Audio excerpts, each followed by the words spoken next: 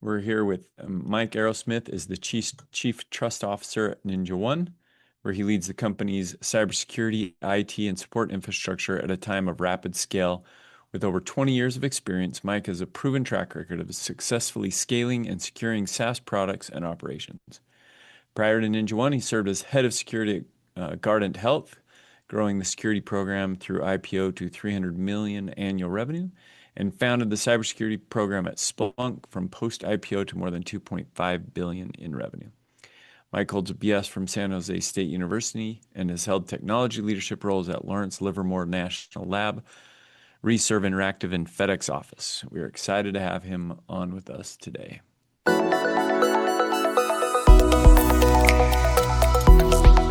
Mike, thank you so much for joining. We read your professional background and just have been so excited to talk to you about where you're at now, your journey from where you've been. And really, the Tech to Exec podcast is us just discussing with awesome professionals like you how your journey, people really are interested in how you got to where you're at, what you're doing now, why NinjaOne, some of the lessons you've learned along the way. So that's really just a conversation around that. And then we really, first off, thank you for joining us. Thank you for the partnership. And just, I want to welcome all of our listeners.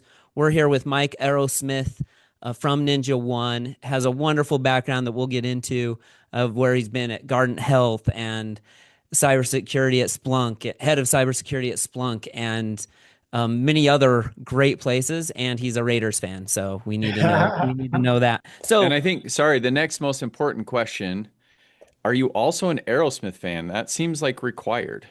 I wish it was spelt the same way, but I'll have to be honest with you. I do love their heyday was during my childhood, Yeah. so I probably can recite with the best of them, lyric by lyric, word by word, many of the Aerosmith songs. So Love absolutely. it. that is awesome. Well, we're glad you're on. So, Chief Trust Officer at NinjaOne, what does that mean? Like, what is a Chief Trust Officer? Great question. It actually comes back to a little bit of my story and why I joined Ninja.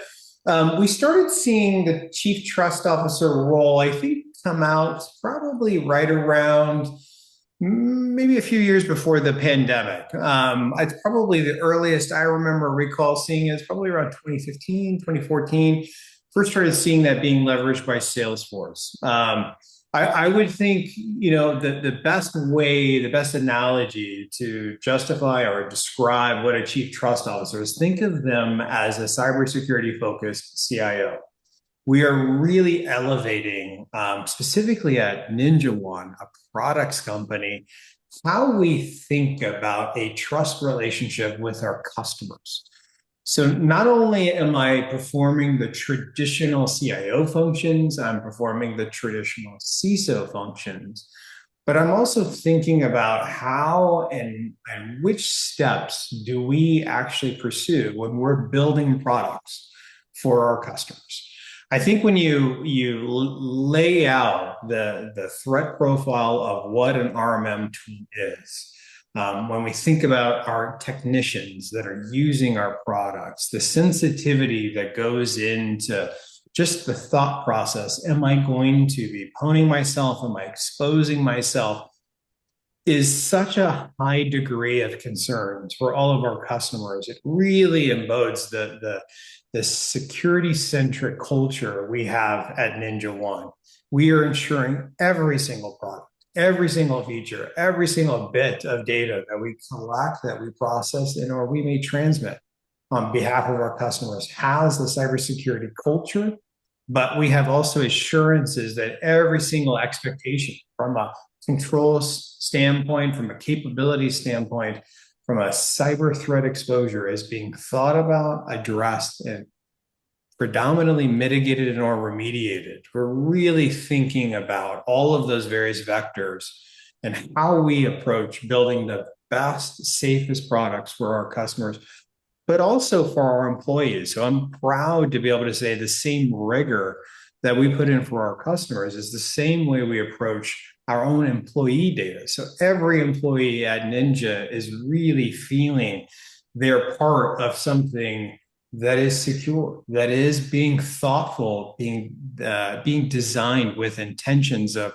not abusing their trust. So we think about this trust aspect a lot more so than what we maybe have saw maybe in the early 2000s when we started seeing CISO roles or chief security officer roles becoming predominant. We're really starting to enable this conception and this idea of what does it mean to have trust for a products company? And I, as a customer, I, as an employee, am I proud to leverage those types of solutions?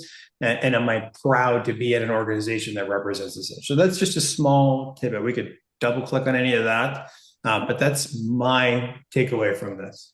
I do. So I just am thinking about how you said, or chief trust officer has so much power in it. You're in charge of the trust of your customers, trust of your employees. And I just think in relation to every other title of CEO, CISO, CHRO, they don't have their objective in their title. But yours is. And I just think that what a mind shift. And has that helped you, and how? It sounds like it has, but any experiences where you're like, I need to look at this problem differently because I'm a chief trust officer? I mean, 100%. Love that question. And that's actually one of the reasons that I think appealed to me on taking this role at Ninja. So you can see by my background, I've been doing cybersecurity for decades. Started my career long time ago at Federal Express. So been doing this since the mid 90s. But really what I think it really spawned on me, this idea of trust when I was at Splunk. So an interesting products company, huge fan of the Splunk software stack, great product, amazing capabilities. It was, however, built for an IT use case. It was, we're going to process logs and we're going to enable observability for our customers. Unbeknownst to them, security folks like myself came around and first saw Splunk probably mid 2000s. So I went, wait a minute, what is this type of tool? We can use this in our SOCs. We can try to ascertain all of these various data sources. We can bring them all together and be able to build all of this great telemetry that what became a traditional SIM that we all accept today as a de facto standard.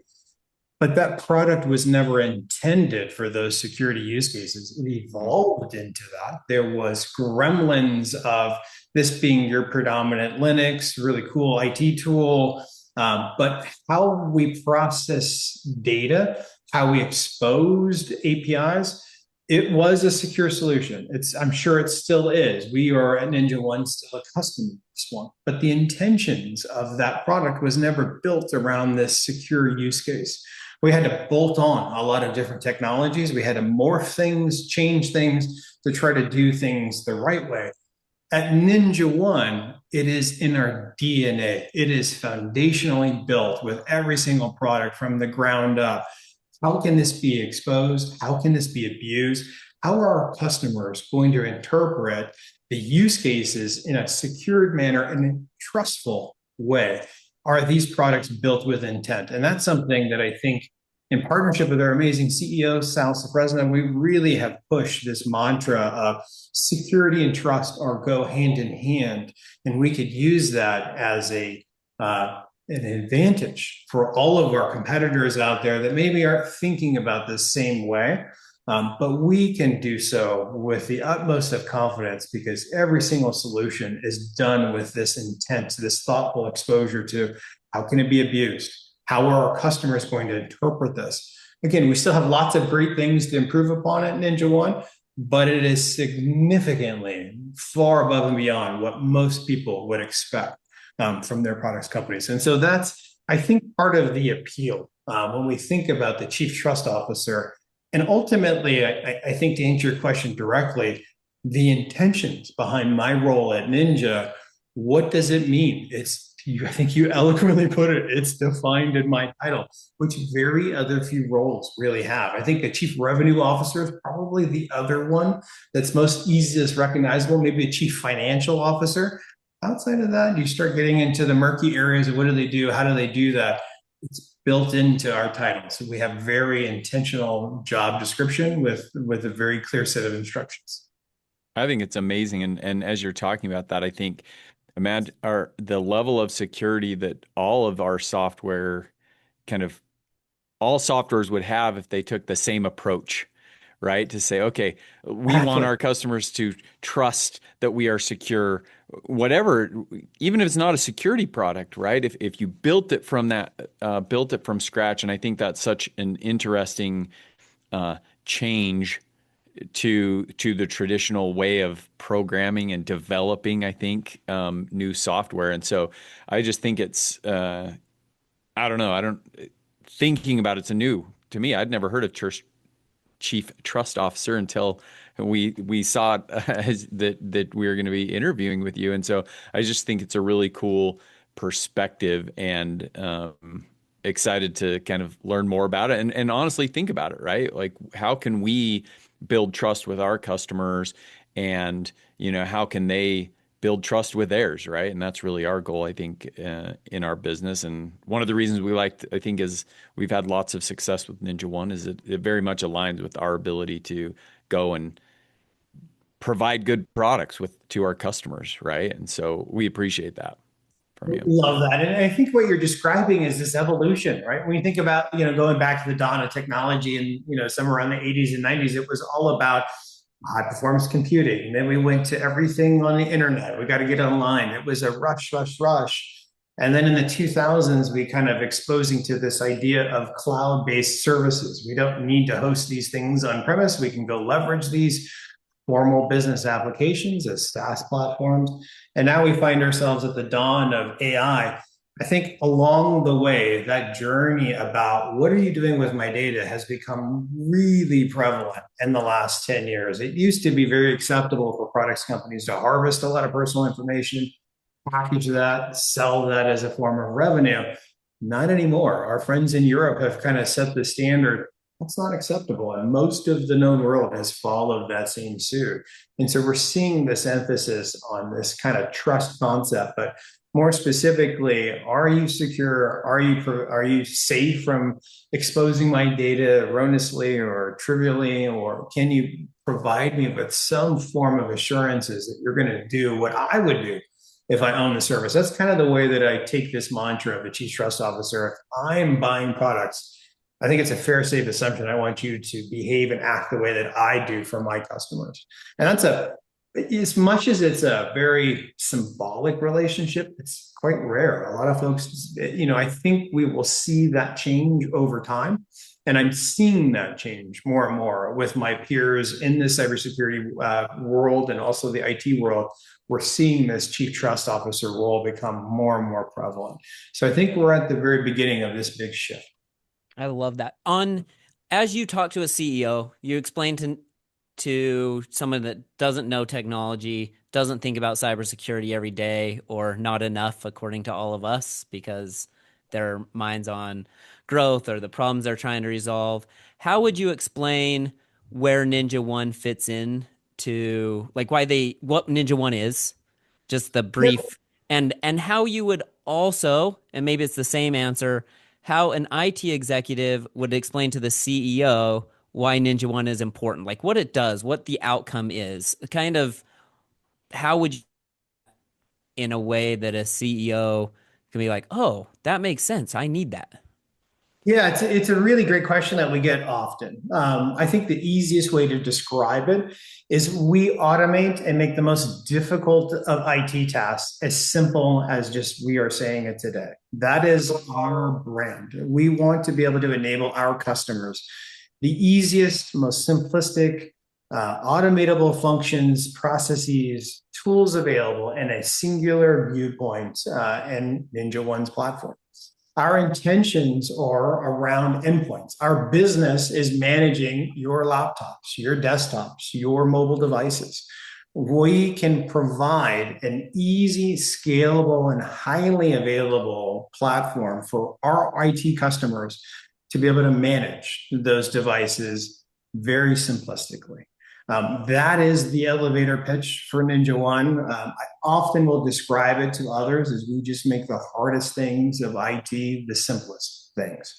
We can easily make it so that you don't have to stress. We've got some great commercial ads that we've been pushing around this topic that we're very proud of. A lot of folks, I think, within IT can get frustrated. There's a lot of what we would call in the industry legacy or older technologies that have been lingering around. IT typically does not get maybe the best investment or maybe the heaviest investment in headcount. And I think a tool like NinjaOne can really make all of the lives within IT that much better. And ultimately, we see that story play out time and time again with all of our customers. You mentioned some of the legacy, not products by name necessarily, but endpoint management, kind of remote monitoring, these types of things, they've been around a really long time, right? And we've been trying to do it effectively in IT forever. What is it about NinjaOne that is different? And I'm curious too, how long has NinjaOne been around? And what was that secret sauce that said, we're going to do this differently and better than everybody else? Yeah, so I think, I hate to put it as trivially as this, right? So one of our claim to fame, right, is we don't care what type of operating system you have. We don't care what type of device you have. We can manage them all. And we could do so within, again, I hate to say it's a little cliche, but in a single pane of glass, we can enable our IT technicians a singular view to manage every single device type they may have under management. That's a significant tall order for most IT organizations. You've got your network teams, you've got your IT teams, you got your server teams, you've got all these various teams that are all in various disparate tools of various flavors. We can consolidate and bring that all into one singular tool that our customers can enable their teams a lot of efficiency gains, automation, standard operating procedures to enable them to support their businesses much more efficiently. So when we think about do we do anything that other RMM tools do differently? Yes. Do we do anything better? Not necessarily. We are all in the space of managing endpoint devices. Mm-hmm. They all do it slightly a different flavor. So you can call this as probably a great analogy of Coke versus Pepsi. And I think most of our customers prefer the way that we brew our special sauce. Our tools and our ability to be able to enable them to do more, to do it more efficiently, to do it easier, to make it more automatic. Those are the beauties. When we think about other types of solutions our customers have, and we talk about bringing other various tools, we think about this beyond just managing desktops. We integrate with cybersecurity tools. We've got an amazing integration with SentinelOne, with CrowdStrike, just to name a couple. We also integrate with a lot of various IT tools, like we'll call it identity platforms, like AD, Active Directory, or Okta, as an example, from an IDP perspective. We also have our own ticketing product that we are very proud of, but we also integrate with other ticketing solutions. As an example, if you happen to not need a ticketing solution. So from our perspective, we look at the NinjaOne software as we recognize that every IT organization is different. Every IT organization has their preferences, whether it's Coke or Pepsi. What our goal is to try to be able to provide our customers a collection of solutions and offerings that you can choose to purchase from us and use in a very easy to manage, highly scalable platform. Or you can pick and choose which pieces that you like. And I think that's a big piece of our competitive advantage, because not only can we work with a lot of the existing tools that you may have, but we can also offer a very competitively priced, very comparable, effective-wise tool that you may not know about. So those are some of the things that I think enables NinjaOne to continue to prosper and continue to grab a significant market share amongst our competitors. We just look at it as it's a game of Coke versus Pepsi, and we'll keep iterating and keep innovating so that you prefer our special blend. How often do you look back on your career and just wish you had these new tools back then? So that's an interesting question. When we think about legacy, I remember using these old archaic tools for managing IT, and again, a lot of them I use in the federal government, which they're still being used in the federal government. But I wish, and I often joke with a lot of my peers that are still on these older tools. Hey, look at this! Isn't this nice? And I love. I hate to say it this way, but it's borderline teasing them a little bit. Some may call it slightly like trolling, but it's a fun banter that I have with a lot of my past coworkers. And wouldn't you like your tool to do this? Or wouldn't you like it to do this? And so that's where we get a lot of this fun competitiveness. Man, that would be amazing if I could just do that. If I could just use this type of tool, or if my tool could do this. So it's a lot of fun to be able to think about the capabilities within Ninja. Again, it comes with its conditions, right? It's very neat to be able to say, I can take a file, we'll call it Adobe Acrobat or whatever you might like, maybe Microsoft Word, and deploy it very easily across 5,000 endpoints and have that picked up very quickly and deployed within a matter of hours. It's very different to think about like how I would do that, even if I can walk to everybody's desk within a federal facility, but I have to jump through network, to be able to apply those same changes because they don't trust each other. They don't have this symbolic trust amongst all of their technology stacks to be able to allow that, or maybe they could do that with NinjaOne. So there is a big difference, and there is a big desire for companies, organizations to continue to modernize on a lot of these type of IT tools, especially. And we see it every week. That I have two questions. I want to ask you about AI, but before we go there, what early career decisions did you make? Because I'm not sure you graduated from San Jose State University and said, I'm going to be a chief trust officer at NinjaOne. What were the critical decisions or any critical decisions you made that or experiences you had that put you on the IT leadership path? Like if you look back, what experiences did you have, or do you remember any examples or turning points that kind of shaped the direction of your career? Most definitely. Great question. So I think it's interesting to think back on my career and some of the technologies that I'll mention. So we all talk about these old, like we call them Unix systems. So these old like Solaris systems, AIX systems, and unbeknownst to me, a little kid walking around all these great server farms and just playing and tinkering around, that would eventually start to die off. So you think about like these technologies that we predominantly used at that time, thinking they were the latest and greatest cutting edge. This would be the future of everything that we do. And to recognize today, not even 30 years from then, they're all virtually gone. I know there are still some occurrences of them, but for the vast majority of them, nobody talks about using them. In fact, I think I would almost argue nobody even talks about today an actual operating system. Everybody wants to strip it down to a container, wants to strip it down to just what the functional process is that's going to be consuming or performing my workloads. We don't even think about what type of chipsets are in this piece of hardware, whatever type of device this is, where it's at, because it's all enabled in the cloud and it's all stripped down to its basic function. That type of concept, I don't think was something that we even had an inkling back then and in the mid 90s that this was all going to come out the way that it did. And so I think the biggest thing that I could stress to anybody listening, anybody thinking about this, is to think about where those trends are going. I think for me, one of those biggest eye-opening moments was in the early 2000s when the web was exploding. Now we have the retraction after the dot-com kind of boom failed. And we started thinking about what was next. Well, all along, this little security kind of theme was about percolating in those early 2000s. And it started being pushed by our federal government. And it started with their FISMA framework getting passed, I think, right around the mid 2000s.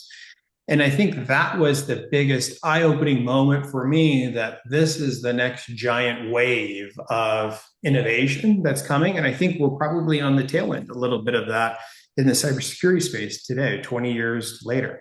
And now, I mean, we have it on our forefront, this AI boom that is hitting us, which to me and those that have been around long enough feels a lot like the dot-com boom of the mid to late 90s. Everybody's rushing and their brother wants to do AI, all the investment that's flowing into AI. I think that's a really good idea, a really good topic to center your career around for innovation and change, if that's something that you think about. I personally was driven by the challenge, the excitement of doing something new. And so by the time I really started paying attention to the market, we'd already kind of shift from everything needs to be on the web to how the hell are we going to secure these services? Because we're getting pwned all the time. We're seeing, things getting defamed with various kinds of new images or just sites being taken down. To nowadays, we're worried about ransomware and data exfiltration more so than really websites being taken over.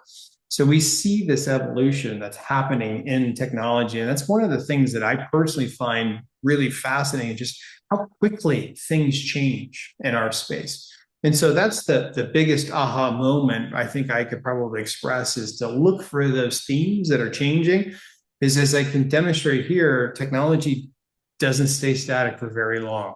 So my advice, the aha moment that I've been able to really leverage, that I take advantage for myself, is to find that next technology that is booming so that you can try to build your sets of skills, your careers around that, so that you can take advantage of whatever opportunities may present itself. I certainly am here standing in front of you, I should probably say sitting in front of you, because of those opportunities. That's amazing. I don't know, Mike, what your kind of question around AI is specifically, but I would love, you kind of mentioned it a little bit, Mike, but what would be your take on how are you guys using AI, and what is your take on maybe even crystal ball, what you see AI doing, over the next, I don't know, it's moving pretty fast next few years. I love it. If you grew up in the 80s, I think the first thing that you gravitate towards for AI is Skynet. Everybody's thinking of Skynet taking over. What are we going to put protections in place? I think that's very far off, if a never reality. But I think AI is really interesting. Like the dot-com boom, if you're around in the early to mid 90s, where AI will go, I think that's the big crystal ball guess that, investors are paying millions, if not billions of dollars to try to guess right. I think at Ninja, we're trying to enable every opportunity, every workload around AI. If nothing else, how to allow NinjaOne to continue to scale with the demand that our customers are asking upon Ninja, but also the success that we're having in the market. We are growing hand over hand. And literally the ability for us to leverage a tool like AI to do more, to be more efficient, to generate artifacts without having to spend hours upon hours to do so is a huge technology advantage for us. And I think we think about it as a real market advantage. And I think a lot of folks in the technology space are thinking about AI in the same lens. How can I use this and leverage it to be more efficient? If I can get away with offsetting additional headcount or additional tools by some tool that enables AI, let's do that. I think the reality of that is we're not quite at this place where I think a lot of our fears are based around that AI is going to take over the world or we're going to be out of a job. I think that's far off reality, and that probably my career probably will never see. But I do think AI is an interesting space. I think there's a lot of opportunity for us to continue to evolve it, to continue to grow it. But I would also encourage folks to look at the market for AI. We see the market for AI kind of being fixated a little bit. We see new players taking away market share from other players, but the actual market not growing a huge significant amount. It is something that I think there's a lot of scuttle on how much bigger can AI get. And that's where I think you get a little bit of conversations around, are we in a big bubble for AI? Is this going to be real? Are we going to see things that maybe like history has taught us with the dot-com crash? I don't know. We'll see where this goes. That's the crystal ball analogy. But I'm excited. I'm excited to say Ninja leverages a lot of AI tools. We use AI internally, purchased from other product vendors, and it's just sky's the limit on where we think it can go. Cool. Mike, thank you so much for just this discussion. I think we could spend another couple hours. Um, we really appreciate our partnership with Ninja One, and the team that supports us is great. Our customers have loved your solution, and so thank you for that. To us, that's all that really matters, is that we're providing the right solution to our customers so they can enjoy work. And part of our values at Valcom is to take care of each other so we can all enjoy life at work and at home. And a good solution does that, and it impacts lives. And your solution has done that, and your partnership has done that. We appreciate the time. It means a lot to us. We like to talk to other people as opposed to just me and Josh talking. We're brothers. We've been in business together for the last 20 years. We've gotten along like for 8 of those pretty well. And it's just been great. Any last thoughts you would want to tell an executive or an IT person about maybe advice that you would want them to take away, or any lesson that you're like, this has just got to be said before we sign off? I know that's such a vague question and maybe a bad one, but that's some of the gems that we've gotten in some of these conversations have come just from us not asking any dumb questions, just asking that question and leaving it up to you. Well, Mike, I think you actually teed me up perfectly for my last little tidbit. You mentioned the customer experience at NinjaOne, and I cannot stress something that is drastically missing from the product space is that value add that that customer experience provides to us as a product company, knowing that you are content, that you are happy, but also that you have a partner. Should you ever need to, we are just a phone call, an email, or a text away. I think that genuinely is a value difference for NinjaOne. We do not see other products. I do not see other products as a CIO that take their customers as seriously as we do. And I think your testimony, not bought and paid for, but clearly given free and of your free will, it really demonstrates that value that we put into every single customer. It is the exact same way. You are no different than our largest or our smallest customer. We are there for you guys. We want to partner with you. We want to give you the best set of services that you could possibly imagine and want for. And that's really our commitment and goal to you and to the rest of our customers. And I would say that's the last thing that our folks listening to this conversation, what I would hope that would take away is that not only do you get an amazing set of products from NinjaOne, but a relationship that is lasting and hopefully as fruitful as yours, Mike and Josh. I really appreciate the time today. Thank you, guys. Thank you so much. We appreciate it so much. And thank you. That's all. Awesome time, guys. Really appreciate it. Thank you, guys.